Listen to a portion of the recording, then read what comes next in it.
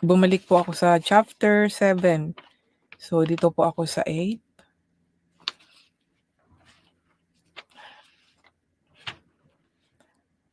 Sabi dito sa unang talata, "Ngayon mga kapatid, nais kong malaman ninyo ang ginawa ng mga iglesia sa Macedonia dahil sa biyaya ng Diyos sa kanila. Kahit na dumaranas sila ng maraming pagsubok, masayang-masaya pa rin sila. Kaya nga naging lubos silang mapagbigay sa kabila ng kanilang matinding kahirapan. Nakapagpapatotoo ako sa inyo na kusang loob silang nagbigay at higit pa nga sa kanilang makakaya. Sapagkat sila na mismo ang paulit-ulit na nakiusap sa amin na bigyan sila ng pagkakataong makatulong sa mahirap na mga manampalataya at higit pa sa aming inasahan ang kanilang ginawa dahil una sa lahat, inialay nila ang kanilang mga sarili sa Panginoon at sa amin ayon sa kalooban ng Diyos. Dahil sa kanyang ginawa, ay pinakiusapan namin si Tito na bumalik sa inyo at tapusin ang inumpisahan niyang pangongolekta ng inyong tulong para sa mga kapatid sa Judea. Kayong mga nasa Korento ay nangunguna sa lahat ng bagay. Malakas ang inyong pananampalataya, magaling kayong magturo, marami kayong alam, masipag sa paglingkod sa Diyos at malaki ang inyong pag-ibig sa amin. Kaya gusto namin na manguna rin kayo sa pagbibigay. Hindi sa inuutusan ko kayo, sinasabi ko lamang sa inyo ang ginagawang pagtulong ng iba para maipakita rin ninyo sa amin na tunay ang inyong pagmamahal. Sapagkat alam naman ninyo ang biyayang ipinakita ng ating Panginoong Hesukristo na kahit na mayaman siya doon sa langit ay nagpakadukha siya dito sa mundo alang-alang sa atin, para sa pamagitan ng kanyang kahirapan ay maging mayaman tayo. Kaya ito ang maipayo ko sa inyo, makabubuti kung ipagpapatuloy ninyo ang inumpisahan ninyong pagbibigay noong nakaraang taon. Kayo ang unang nakaisip nito at kayo rin ang unang nagsagawa.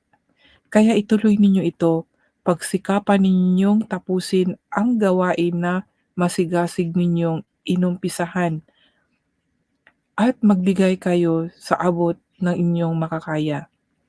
Sapagkat kung kusang loob ang inyong pagbibigay, tatanggapin ng Diyos ang anumang makayanan ninyo.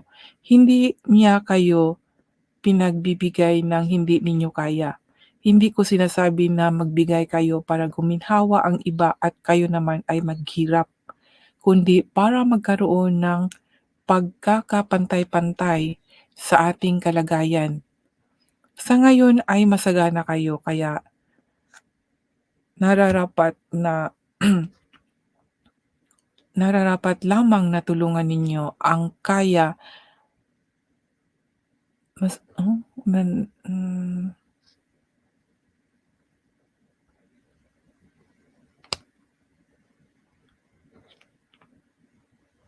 nararapat lamang na tulungan ninyo ang nangangailangan sa panahon na kayo naman ang mangangailangan at sila ang masagana, sila naman ang tutulong sa inyo. Sa ganoon, magkakapantay-pantay ang kalagayan ng isa't isa. Ayon nga sa kasulatan, ang nagtipon ng marami ay hindi sumobra at ang nagtipon ng kaunti ay hindi naman kinulang. Nagpapasalamat kami sa Diyos na ipinadama niya sa puso ni Tito ang pagmamalasakit sa inyo na tulad ng pagmamalasakit namin sa inyo, sapagkat hindi lang siya sumang-ayon sa aming pakiusap, kundi siya na rin mismo ang may gustong pumunta riyan. Pasasamahin namin sa kanya ang isa sa mga kapatid natin na kilala sa lahat ng iglesia dahil sa paglilingkod niya para sa magandang balita. Hindi lang iyan, siya rin ang pinili ng mga iglesia na sumama sa amin para magdala ng tulong sa mga nangangailangan nang sa ganoon ay maparangalan ang Panginoon at maipakita namin na talagang gusto naming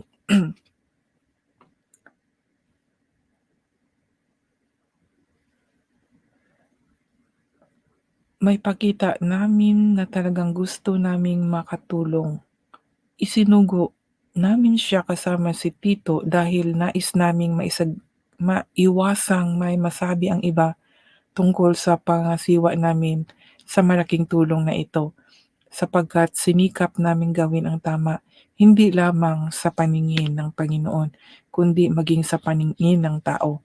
Kasama nila ang pagpunta riyan ang isa pang kapatid sa mananampalataya na subok na rin sa maraming bagay at nakita namin ang kanyang sigasig sa pagtulong at higit pa nga ang kanyang sigasig ngayon dahil malaki ang kanyang tiwala sa inyo.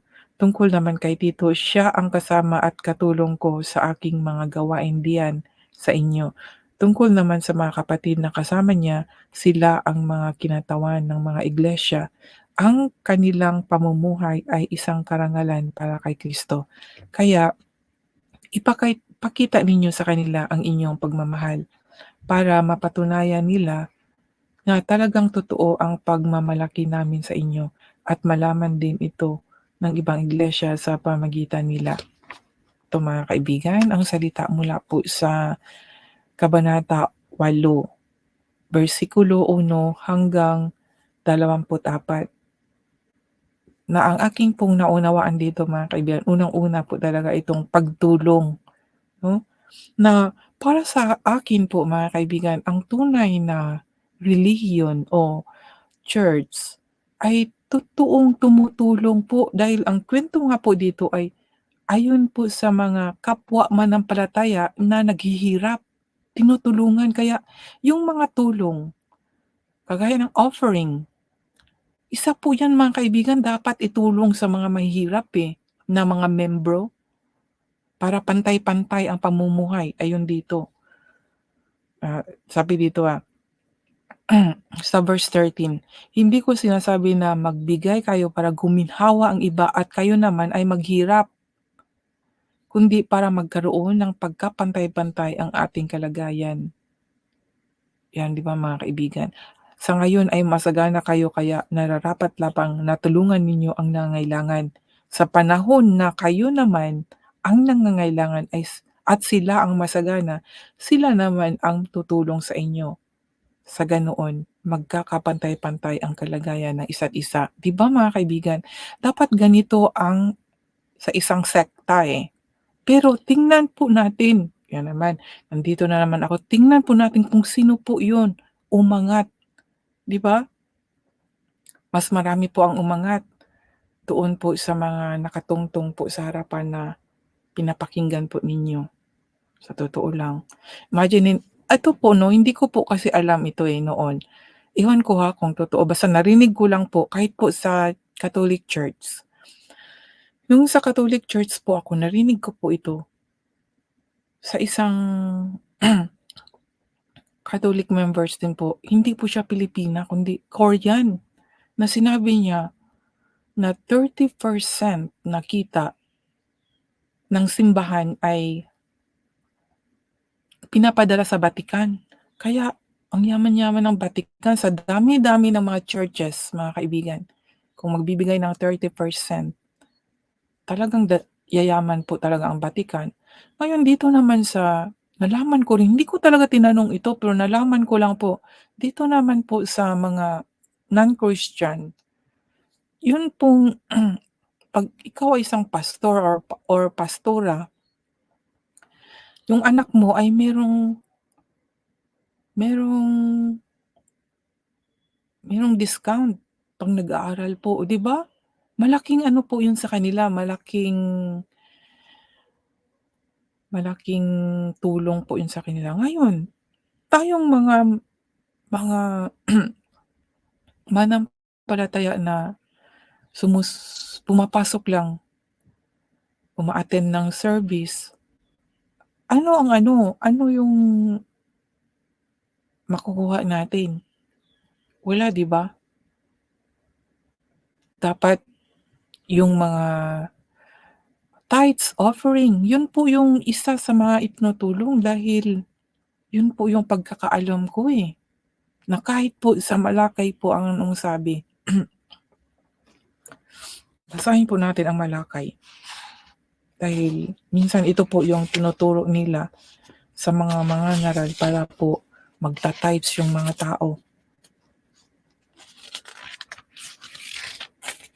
Malakay chapter 3. Ang pagbibigay ng ikapu, sabi dito, basahin ko po mga kaibigan. Sinabi pa ng Panginoong makapangyarihan, "Ako ang Panginoon ay hindi nagbabago. Kaya kaya nga kayong mga lahi ni Jacob ay hindi lubusang nalipol. Tulad ng inyong mga ninuno, hindi kayo sumunod sa aking mga tuntunin. Manumbalik kayo sa akin, ang Panginoong makapangyarihan at ang Panginoong makapangyarihan at ay, teka. Manumbalik kayo sa akin, ang Panginoong makapangyarihan, at babalik ako sa inyo. Pero tinatanong ninyo, paano kami manumbalik sa inyo? Nagtatanong din ako sa inyo, maaari bang nakawan ng tao ang Diyos? Parang imposible. Pero ninanakawan ninyo ako at at tinata, itinatanong itinatanong ninyo,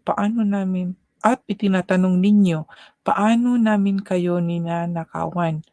Ninanakawan ninyo ako dahil hindi ninyo ibinibigay ang inyong mga ikapo at mga handog. Yan ang dahilan kung bakit ko isinusumpa ang buong bansa mga kaibigan. Pero ngayon, hinahamon ko kayo na subukan ninyo ako, ang Panginoong makapangyarihan. Dalhin ninyo ng buo ang inyong mga ikapo sa bodega ng templo upang may pagkain ng aking templo.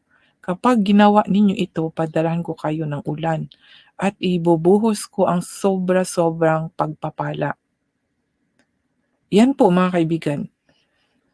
Ang sinabi po dito mga kaibigan, pero hinahamon ko kayo na subukan ninyo ako, ang Panginoong makapangyarihan. Dalhin ninyo ng buo ang inyong mga ikapu sa bodega ng templo upang may pagkain ng aking templo. Upang may pagkain po ang kanyang templo mga kaibigan. Basahin po natin sa English mga kaibigan. Malakay chapter 3 verse 10 na lang, sa 10 po.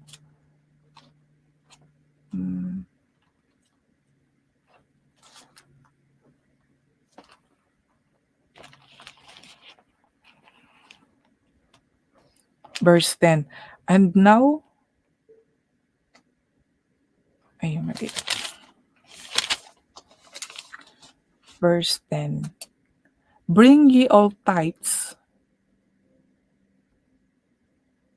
into the storehouse, and there may be meat in mine house, and prove me now herewith, saith the Lord of hosts, if it will not open you the windows of heaven, and pour you out a blessing, that there shall not be room enough to receive. Ang sinabi po dito mga kaibigan, dalhin, di ba? Dalhin ninyo ng buo ang inyong mga ikapu sa bodega. Bring ye all tithes into the storehouse, and there may be meat in mine house.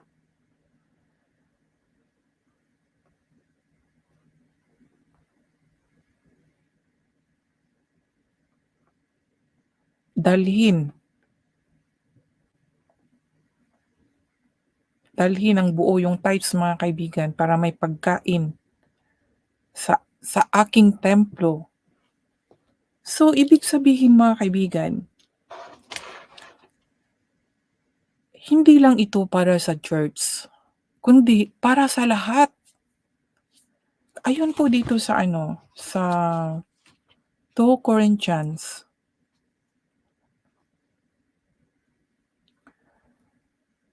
verse 2 Corinthians chapter 8, verse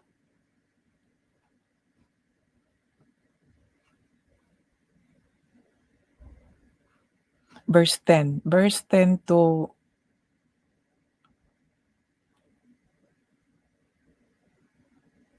verse 10 to 14. Sabi dito, "Kaya ito ang maipapayo ko sa inyo, makabubuti kung ipagpatuloy ninyo ang inumpisahan ninyong pagbibigay noong nakaraang taon. Kayo ang unang nakaisip nito at kayo rin ang unang nagsasagawa. Kaya ituloy ninyo ito, pagsikapan ninyong tapusin ang gawain na masigasig ninyong inumpisahan at gawain na masigasig ninyong inumpisahan at magbigay kayo sa abot ng inyong makakaya." Sa abot, dito naman sa abot ng ating makakaya, hindi na po yung may sinabing 10% ng ating kinikita ano, pero itinuturo ni Pablo ay yung abot sa ating makakaya. Dahil minsan may tao na sumusunod sa 10% pero wala na yung pag-ibig. Kasi kung without love mga kaibigan ay maging walang kabuluhan po yun. Kung ikaw ay kaya mong sundin ang 10% with love, mas mabuti na mas lalong nalulugod sa'yo ang Panginoon, 'no? Pero ang sinabi dito ni Pablo ay, ah,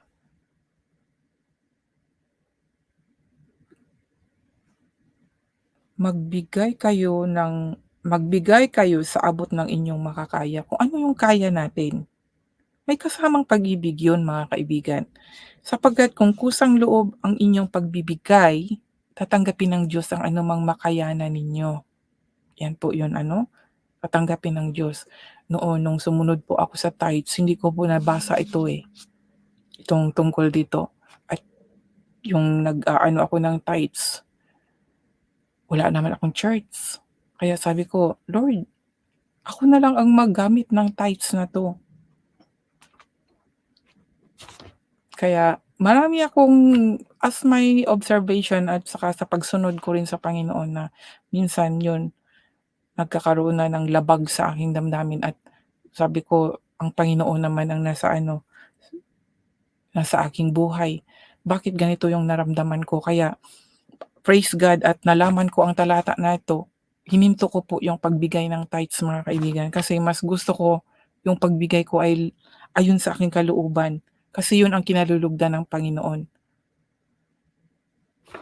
Kasi yung pagbigay-bigay ko ng tithes na wala, minsan na ano na, yung labag sa kalooban ko pero dahil gusto ko pong sundin, sinunod ko yun. Siyempre gusto ko magalak sa akin ng Panginoon, ngunit minsan yung may mga tao kasing at nakikita natin na maraming mga magtuturo na yung tinuturuan hindi naman nagbago, 'di ba? Kaya nakaka-discourage po.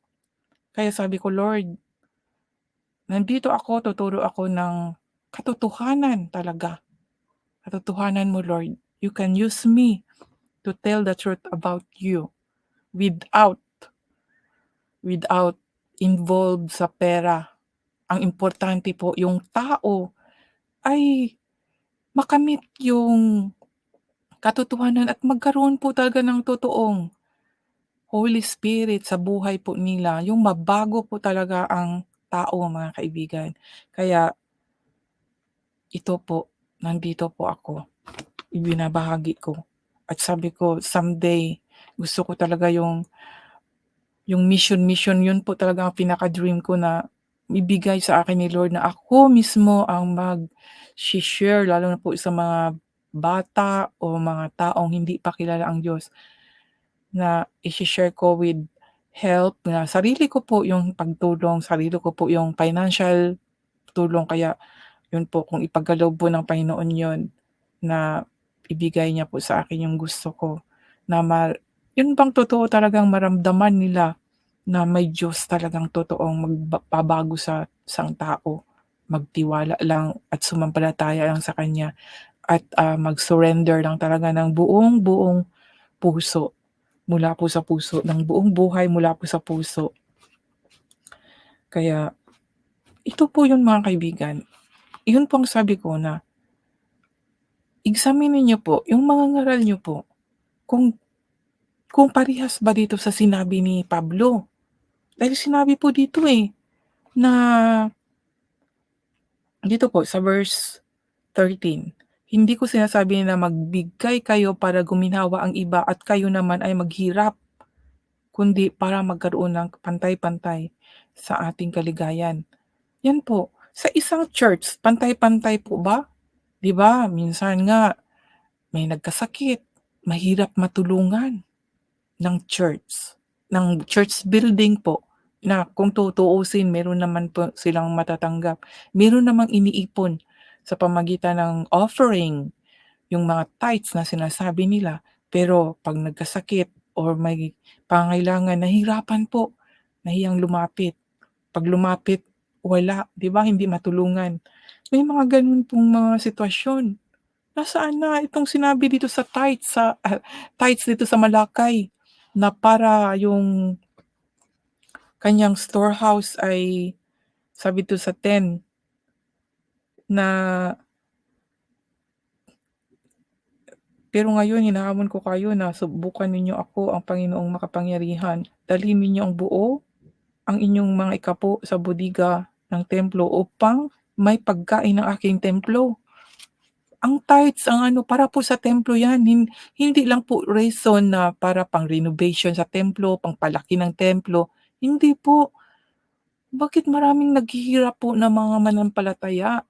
Unfair, 'di ba? Unfair dito sa mundong ito, unfair dahil yun lang pong umangat ay yun lang pong nandoon sa harapan ng yun, sa unang-unang harapan po na nagsasalita, 'di ba? Kaya mag-ingat po kayo dahil marami pong mga bulaang propeta.